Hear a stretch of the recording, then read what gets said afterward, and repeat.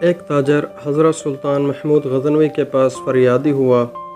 اس نے کہا کہ میں نے 2000 کی بند تھیلی آپ کے قاضی کو دی تھی کہ یہ میری امانت ہے، اسے تم اپنے پاس رکھو، میں سفر سے واپس آ کر لے لوں گا۔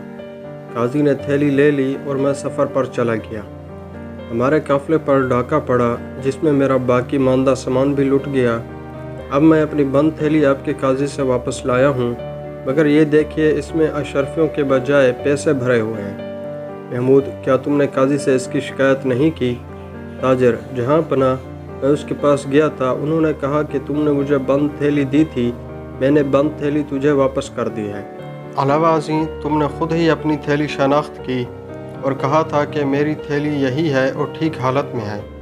محمود: کیا تھیلی ٹھیک حالت میں تھی؟ تاجر: جہاں پناہ، تھیلی بالکل ٹھیک حالت میں تھی۔ محمود: یہ بڑی عجیب بات ہے۔ اچھا تم جاؤ اور میں کوئی تدبیر کرتا ہوں۔ تاجر کی واپسی کے بعد سلطان نے تھیلی کو چاروں طرف سے دیکھا تو وہ کہیں سے دریدہ نہ تھی۔ پھر بھی سلطان اس نتیجے پر پہنچا کہ تھیلی ضرور پھاڑی گئی ہے اور اس میں سے اشرفیہ نکال کر پیسے بھرے گئے ہیں اور پھر اسے رفو کیا گیا ہے۔ اب یہ معلوم کرنا چاہیے کہ شہر میں کون ایسا رفو گر ہے جو رفو کر دے تو اصل اور نقل میں فرق ظاہر نہیں ہوتا۔ سلطان جب تھیلی کے معاملے میں غور کر رہا تھا تو اس وقت ایک مسندس رنگار پر بیٹھا تھا۔ یہاں بیٹھے بیٹھے اس نے چھری نکالی اور اپنی مسند کو چیر دیا۔ پھر اسی وقت اٹھا اور 3 دن کے لیے شکار کو چلا گیا۔ تھوڑی دیر کے بعد فراش سلطان کے کمرے میں داخل ہوا، دیکھا کہ مسند خاص پھٹی ہوئی ہے، اس لیے داروغہ کو اطلاع دی۔ محل کے تمام ملازم جمع ہو گئے۔ اس وقت فراش فرط خوف سے کانپ رہا تھا۔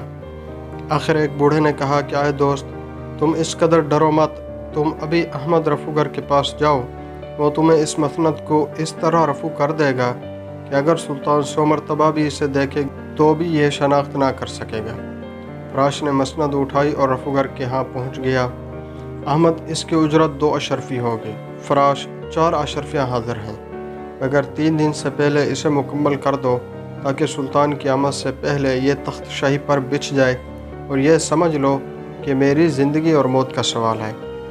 اگر سلطان نے اس کا عیب پہچان لیا تو پھر میری سزا موت ہوگی۔ احمد: توبہ کرو اے دوست، اگر سلطان نے پہچان لیا تو میرے ہاتھ کٹوا دینا۔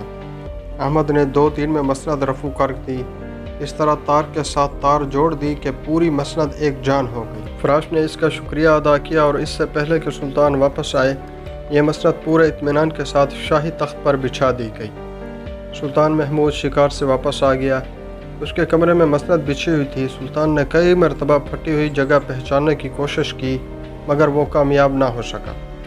سلطان: فراش: جہاں پناہ حاضر ہوں۔ سلطان: یہ مسند پھٹی ہوئی تھی؟ فراش: حضور بالکل نہیں۔ سلطان: کذاب، میں نے خود چھری سے پھاڑی تھی۔ اب فراش ڈر کے مارے کانپنے لگا۔ سلطان نے کہا ڈرو مت، صرف اس رفوگر کو بلاؤ جس نے اسے رفو کیا تھا۔ احمد رفوگر کو دربار میں حاضر کیا گیا۔ سلطان: یہ مسند تم نے رفو کیا ہے؟ احمد: جی حضور، اسی خادم نے۔ سلطان: شاباش، تم بڑے با کمال رفوگر ہو۔ احمد: حضور کا اقبال۔ سلطان: یہ تھیلی دیکھو، یہ بھی تم نے رفو کی تھی؟ احمد: حضور کے قاضی صاحب نے اسے رفو کرایا تھا۔ سلطان: قاضی کو دربار میں حاضر کرو۔ قاضی دربار میں حاضر ہو گیا۔ سلطان نے قاضی سے مخاطب ہو کر کہا، او ظالم، تیرے بات سفید ہیں، میں نے اس شہر کی قضا تیرے سپرد کی تھی اور تجھے مخلوق کے خدا کی جان و مال کا محافظ بنایا تھا۔ کیا میرے اس اعتماد کا یہی نتیجہ ہے کہ محافظ و امین کہلائے اور لوگوں کے مال میں خیانت کرے؟ قاضی: جہاں پناہ، میں خیانت کے الزام سے پاک ہوں۔ میں نے سلطان کے اعتماد کو کبھی مجروح نہیں کیا۔ میرے مخالفین نے میرے خلاف غلط بیانی کی ہے۔ سلطان: تم نے اس تھیلی میں اشرفیوں کے بجائے پیسے بھر دیے اور پھر امانت دار کو دھتکار دیا۔ قاضی: جہاں پناہ، میں ابھی اس تھیلی کو دیکھ رہا ہوں۔ سلطان نے حکم دیا اور تاجر اور رفوگر دونوں دربار میں حاضر ہو گئے۔ اب قاضی عرق ندامت میں غرق تھا، وہ سر سے پاؤں تک کانپ رہا تھا۔ اس نے کئی دفعہ معافی مانگنے کی کوشش کی مگر الفاظ اس کی زبان سے نہیں نکلتے تھے۔ سلطان نے حکم دیا کہ اس بددیانت کو پکڑ لو۔ اس آواز کے ساتھ ہی قاضی زمین پر گر پڑا اور بے ہوش ہو گیا۔ اسی وقت 2000 مہریں لائی گئی اور تاجر کے حوالے کر دی گئیں۔ جب قاضی دربار سے نکلا اس کا چہرہ سیاہ تھا اور اس کا جسم پسینے میں غرق تھا۔ اس کے اعضاء کانپ رہے تھے، تمام مخلوق اسے دیکھ رہی تھی اور اس پر لعنت برسا رہی تھی۔ قاضی بڑی مشکل سے اپنے گھر میں داخل ہوا اور اپنے بستر پر لیٹ گیا۔ رات کے وقت اس کے گھر والوں نے بہت کوشش کی کہ وہ کچھ کھا پی سکے، مگر غذا کا ایک ذرہ اور پانی کا ایک قطرہ بھی اس کے حلق سے نیچے نہ اتر سکا۔ صبح کے وقت جب گھر کے سب لوگ بیدار ہوئے تو قاضی اپنے بستر پر مرا پڑا تھا۔